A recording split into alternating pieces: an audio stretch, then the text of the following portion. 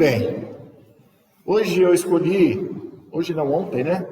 Quando eu fui fazer essa nossa pequena apresentação, já explicando que ela foi já baseada em algumas palestras que eu assisti, alguns textos de Joana de Anjos, de Chico, de Emmanuel, um apanhadinho de cada coisa.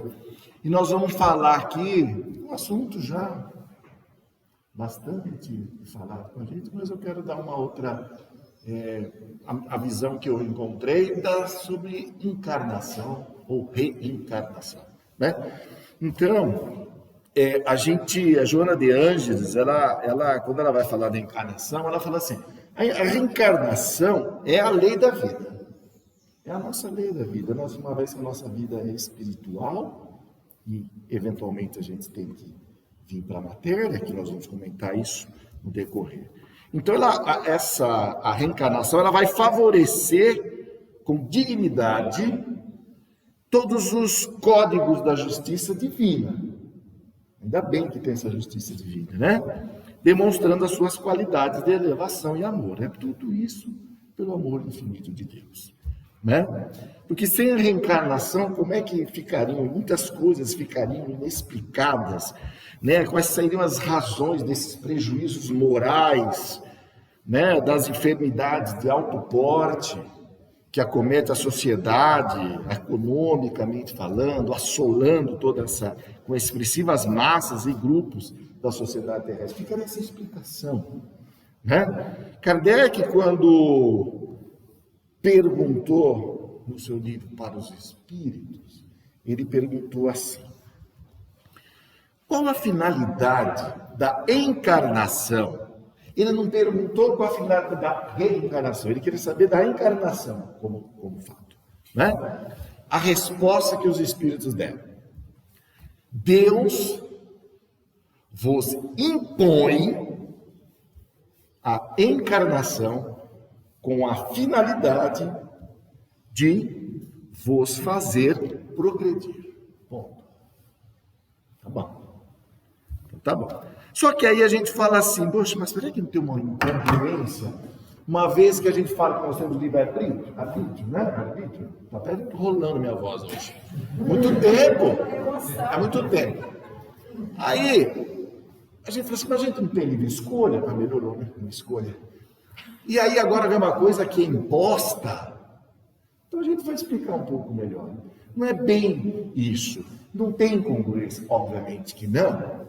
Porque no início da nossa vida lá espiritual, como somos humanos, tem muita coisa são duas palavras diferentes: determinismo e depois a imposição.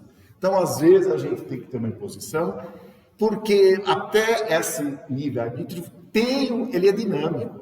Ele vai evoluindo com o tempo. Ele vai mudando com o tempo. Ele não é fixo já desde o início. Ele também vai se transformando, né?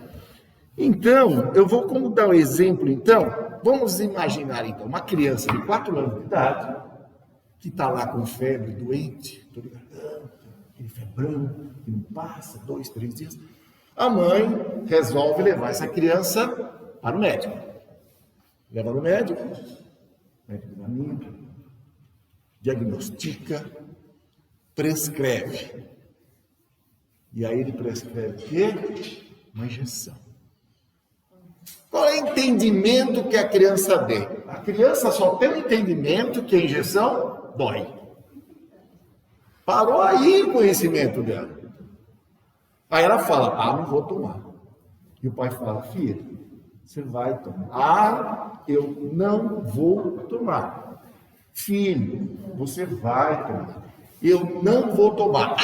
Já foi. Não tem jeito de deixar você escolher. A mesma coisa somos nós. Porque o entendimento que ele tinha da injeção, ele dói, ele quer saber, eu não quero. Porque ele está preocupado com o desejo dele. Só que aí ele não tem o entendimento da benevolência daquele ato. E assim somos nós. E a mãe fala, filho, a gente fez isso que te ama. Aí ele pensou, imagina se me odiasse. Então, é isso que acontece. Nós também estamos jogando isso no conspiração. Também nós estamos, tem que pôr para a gente, porque a gente não tem noção ainda do que a gente precisa, né? A gente está preparado do nosso desejo, do nosso bem-estar, do nosso jeito. Então é isso, só para a gente exemplificar, tá certo? Mesma coisa, aí estamos nós lá no mundo espiritual, na colônia bonita, aquela coisa linda. Aí chega o benfeitor, bom dia, amigo, bom dia, então, você vai ter que reencarnar. Ele fala, não vou. Tá bom aqui. Ele fala, meu amigo, você vai ter que reencarnar, mas não vou. Meu amigo, você vai reencarnar, não vou, fui. Não tem jeito de deixar aí a gente escolher. Tem hora que tem que ir embora. Tá? Isso não é punição, não é nada, é só amor. É por oportunidade que a gente tem que ter, tá certo? Então é isso. Agora, engraçado, só para fazer um parênteses, como a gente fala de filhos, né? Como a gente tem ainda muita possessão em relação aos filhos. A gente fala assim, meu, né? Aí o pai fala, meu. Para a mãe, é o mais forte. O primeiro sinal de desligamento é quando corta o cordão umbilical. A mãe já fica, eu queria ele aqui o tempo inteiro, né? Aí já corta o umbilical na primeira separação. Mas depois a amamentação, ela fala ainda, o meu filho. Né? Não é o meu irmão, é o meu filho. Aí tem que tirar a amamentação. É a segunda parte que desprende. E a terceira, quando entra aquela moça falando que vai casar com ele quando ele cresce. Essa é a pior. Mas você, que é espírita, que é já evoluído, diz assim, eu criei meu filho para o mundo. Aí alguém pergunta, o que é mundo? Eu falo, minha casa. Então ainda a gente é possessivo em relação aos filhos. A gente fala, meu filho, isso aqui foi só um parênteses, tá? Para falar de nós, né?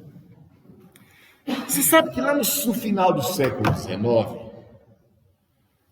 nos foi colocado uma situação de céu e inferno. Não aquela de Kardec, mas de céu e inferno. Aprontou, meu amigo, vai queimar a eternidade lá no inferno. Era assim. Tanto que depois eles vendiam o lugar do céu, né? Então, mas nesse final, a população, principalmente a católica, estava com essa situação na cabeça. Poxa, não posso errar. Errou, dancei. Né? Não tem outra chance.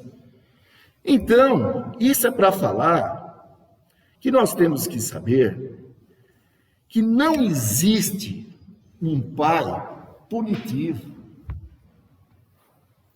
Não existe um Deus que está lá em cima aplicando sentença. Não é isso. Que não existe um Deus que está o tempo todo se irritando com o que você está fazendo. Não existe isso. Às vezes fala assim, filho, não faz isso que Deus não gosta. Não tem isso. Ele é puro amor. Tá certo? Então, você não é amado por Deus quando você se torna algo. Quando você foi criado lá no início, você já era infinitamente amado. Deus ama você exatamente igual ao pior criminoso que tem aqui na Terra. Igualzinho. Não tem diferença. Certo? São filhos dele. Não é? Muito bem. Então, às vezes a gente fala assim, as pessoas falaram assim, o teu marido morreu, tomara que aquele desgraçado esteja lá queimando lá, não é? Lá no inferno para a eternidade toda. Por que ela fala isso? Porque ela não ama. Porque é fácil a gente sentenciar e condenar aquele que a gente não ama. Assim que a gente vê outro dia na televisão, não tão perto, mas veja um grande juiz enérgico, rigoroso, e quando o filho dele comete um delito, aí ele começa a falar em misericórdia. Ele muda. Veja a dificuldade do juiz julgar e condenar seu próprio filho. Não faz. Eu lembro de uma juíza famosa. Ela soltou o filho dela. Deu um jeito de pôr o processo, ela soltou. Ama. Tá certo? Isso é apenas a lei dos homens. Né? Só para a gente entender como a gente condena as pessoas. Mas a gente fala assim também, mas escuta, tá bom, então a gente tem que encarnar, mas lá no mundo espiritual a gente evolui. Sim, a gente evolui em conhecimento. Mas é só que nós vamos exercitar e pôr em prática o que a gente aprendeu. Não adianta, tem que descer. A gente sempre acha que é descer, né, para baixo. E realmente é, né? Eles estão superiores. Então isso é que acontece, né? Muito bem. Então a reencarnação, o que ela faz? Ela promove um reequilíbrio, um resgate, uma reparação, tá certo? É para isso que ela entende. Ela promove um prosseguimento nas atividades que se acha que a morte iria bloquear. Não bloqueia. Essas atividades, a morte não tem nada a ver, você continua lá. Não teria lógica, por isso que não teria lógica, né? A morte encerrar. Muito bem, a reencarnação, ela enobrece o condenado. Ela santifica o vilão, a reencarnação. Né? Ela eleva o caído. Ela altera a paisagem moral do revoltado, dulcificando, deixando ele doce, durante o tempo, sem pressa, sem violência. Todos um dia chegarão lá, certo? Muito bem. Aí tem a questão 171. Na questão 171 ele diz assim, mas escuta, onde que se fundamenta a verdade da reencarnação? Resposta dos Espíritos. Na justiça de Deus e na revelação. Pois um bom pai sempre deixa as portas abertas para o arrependimento. Um bom pai sempre deixa as portas abertas para o arrependimento. Quem de vós dará um peixe se o filho te perdeu? Quem de vós dará uma serpente para o filho que perdeu um peixe? Né? Quem de vós dará um filho pedra que te pediu pão? Quem? E assim é o nosso Pai em relação a gente. Por pior que a gente possa estar, por pior a situação que a gente pode se encontrar nesse momento, tá bom? E aí, tem uma frase que Chico falou, que uma vez o seu Antônio falou para mim. Chico disse assim, mas já que estamos encarnados, que a gente fique o máximo possível aqui. E eu, quando eu comecei aqui, que o seu Antônio falou, você tem que dar palestra, eu ficava pensando assim, puxa, ele já uma pessoa dessa, né, que já está nesse nível de evolução, já deve estar assim, nossa, veja a hora de partir. Aí eu fui falar com ele, ele falou, pelo amor de Deus, eu quero viver 150. Não, me deixa mais tempo. Aí que a gente começa a entender, depois que eu fui compreender o que ele quis dizer. A gente tem muita coisa para acertar, não me leva, depois eu vou ter que fazer depois, não é? Aí eu entendi, falei, nossa, é verdade. Muito bem.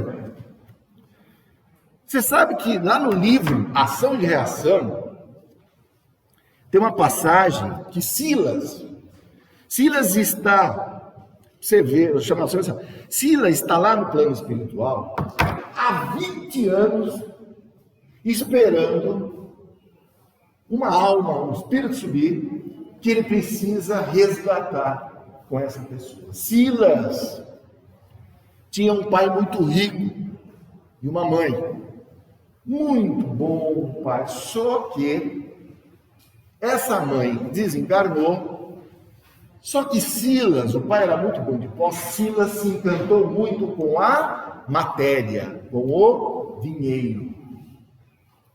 Aí, quando a mãe morreu, o pai até se surpreendeu que Silas já estava fazendo aquele movimento em relação à herança.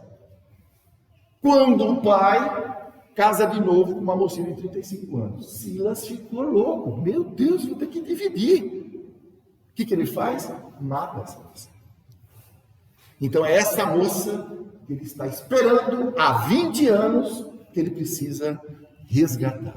E aí André Luiz fala assim, mas Silas, não é possível, será que os benfeitores não sabem onde eles estão? E ele respondeu, eles sabem. Ou seja, só que eles não têm tempo para ficar aqui. Não, eu tenho que esperar. Até essa espera já fazia parte da lição de Silas. Estava tudo desenhado e programado. Tá certo? Muito bem. A nossa vida, então, para a gente entender, a nossa vida é uma gleba. É um terreninho que você ganha. E ali você vai plantar. Vai ter que semear, regar. Só que só vai colher aquilo que plantou. Parece simples, repetitivo, mas é muito profundo. É muito profunda essa situação. Tá certo? Muito bem. Porque nós ainda espíritas, que já sabemos dessa situação e entendemos e estudamos e aqui estamos escutando, nós fomos investidos num pensamento religioso que nos conduz a uma responsabilidade integral. Não temos mais chance de falar assim, eu entendo isso, mas deixa, semana que vem, hoje eu ainda vou dar uma escorregaria. E a gente faz isso, a gente adia, mas nós que já entendemos, a responsabilidade é integral. Muito bem. Aí, quer dizer o quê? Esse plantio e essa colheita demora. Ter um casal equilibrado que se ama deve dar uns 500 anos, velho. Aí você já quer separar? Já cansou, não aguento mais? Uma sogra amorosa deve ser uns 1000 anos. Tem que esperar, meu bem. Você já quer já? É longo o negócio. É longo. Até para ser antipático, dá trabalho. Você tem que semear discórdia, você tem que não falar bom dia todo dia. É trabalho. Precisa ver o que você está plantando no seu terreninho. Que é isso que você vai colher. Tá certo? Então, eu queria, deixa eu ver que eu tenho. Está um pouco adiantado esse relógio aí, hein? Tá bom? Eu queria contar. Alongar um pouquinho, acho que a maioria que já leu ou já viu, do livro, do filme Nosso Lar. Só para a gente entender. O pai do André Luiz, que era médico, que é a história que a gente já sabe, ele era muito rico. Ele tinha posses no interior e ele, inclusive, pagou para o filho ir para a capital estudar, que era o André Luiz. E uma mãe extremamente amorosa. Ali. Se quem não sabe, o pai do André Luiz tinha 2 amantes. Quando o André estava lá, e a mãe, que já estava num nível superior à colônia, veio visitar e ele perguntou, e o papai? Falou, eu estou cuidando dele, porque ele não estava lá. Quando ele morreu, o pai também estava no brau. E ele ficou 7 anos lá, na vida que a gente já sabe. E aí, a mãe falou, e eu vou reencarnar, porque eu vou ter outra vida com o seu pai de novo, e as 2 amantes dele serão nossos filhos, nossas filhas. Só que ela não falou, as amantes do seu pai. Eu estou vigiando seu pai, e essas 2 irmãs serão minha filha. Ele até se surpreendeu, irmã, já com raiva. Mas isso é outro nível de entendimento. Certo? E aí esse pai ia ter que ver esse amor, porque amor, até errado é amor. Ele tinha algum sentimento, ele semeou alguma coisa naquelas 2 outras moças. Sempre tem alguma coisa boa que você faz. Só que a hora que essas suas filhas forem crescer, virar adolescentes, outros virão para pedir a mão de casamento. Tem isso, mas isso, né? Pedir a mão de casamento, ele vai ter que treinar isso. De outra forma, não. Só para vocês lembrarem como que é essa questão. Né? E tinha uma historinha, vou contar uma historinha também. Tinha uma historinha, um senhor aqui, eu acho que é até verdade, chamava Isidoro Pedra. Ele já era bisavô, mas teimoso. Sabe aqueles velhos teimosos? Bom, e ele saiu com a esposa dele, encontraram um pé de laranja, ele pegou, chupou a laranja, adorou a laranja, falou, vou levar essa semente porque eu vou plantar essa laranja aqui. Só que ele não sabia que aquele pé era produto de uma enxertia. Então era um pé de laranja que eles puseram chamar cavalo, que você põe, enxerta, dá a laranja. Só que o que ele enxertou era limão. E a base era da laranja. Então dá aquele fruto misturado. Só que aquela semente, se você plantar, dá o quê? Limão. E o velho foi. Cresceu a árvore, deu, e ele sentava, descascava e chupava. E a mulher, Isidoro, isso é limão, não é limão, é laranja. Eu plantei. Tem uso. Eu que plantei e chupava aquela coisa. Você vê como é que é. E às vezes a gente também é assim. Só que é um pouco ao contrário. Né? Às vezes a gente nega ou desconhece, ou acha que está plantando bem, nesse caso era colheita. Mas eu acho que às vezes eu estou plantando legal, mas não está plantando legal. Isso para a gente também tem, uma teimosia que a gente tem também. Ele de colher e a gente de plantar. Às vezes você está plantando uma coisa que você acha que não é aquilo que você está pensando. É outra coisa que você está plantando. Pô, vai colher limão, hein? Muito bem. E aí, eu vou falar agora que a gente tem que fazer isso com muita calma. O tempo inteiro é pensar nesse terreninho de o que a gente está fazendo. E fazer sem reclamar. Não adianta olhar para mim, que eu também reclamo. Falando em reclamação, eu vou contar uma parabolinha aqui para vocês, tá? Então ela chama assim, somente reclamando. Olha lá. Então, tinha um monge que vivia em um mosteiro. E ele lá podia falar. Voto de silêncio.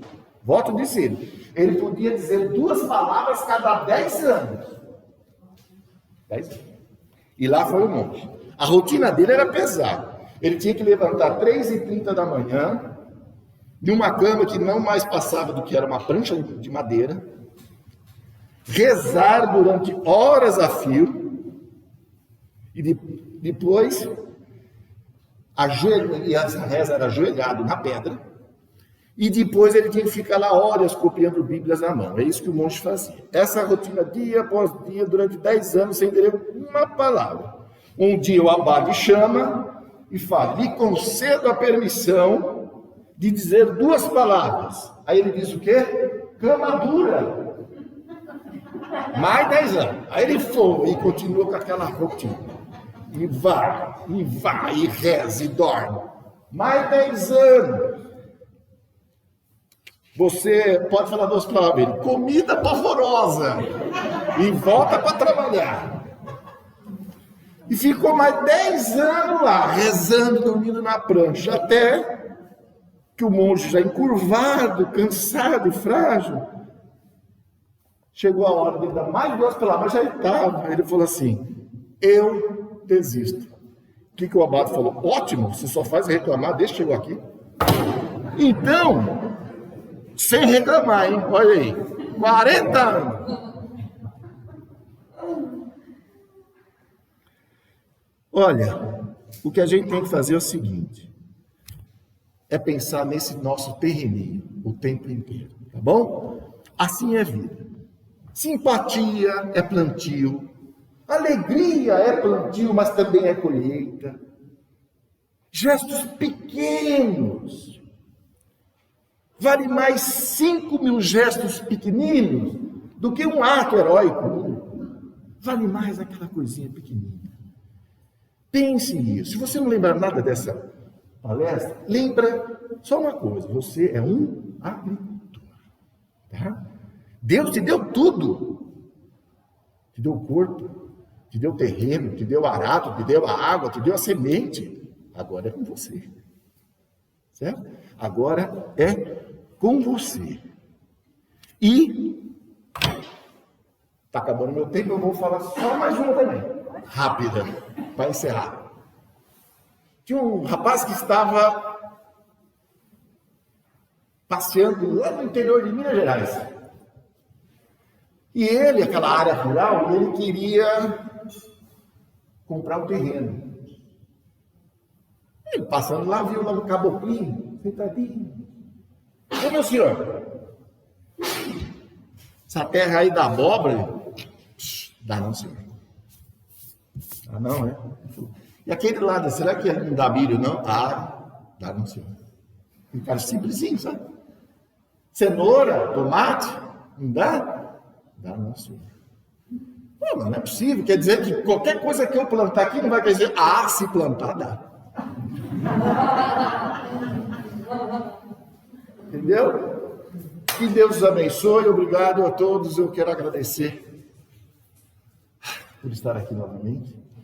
Passei pelo Covid, me recuperei, estou aqui, tantas outras pessoas também, né? Deve ter recuperado, agradecer a Deus, abençoar esses irmãos que foram, alguns por resgate, dívidas, outros para auxílio, muitos desencarnados para auxiliar neste momento, que cada um tem o seu resgate, sua missão. Bom dia a todos, que Deus nos abençoe hoje e sempre.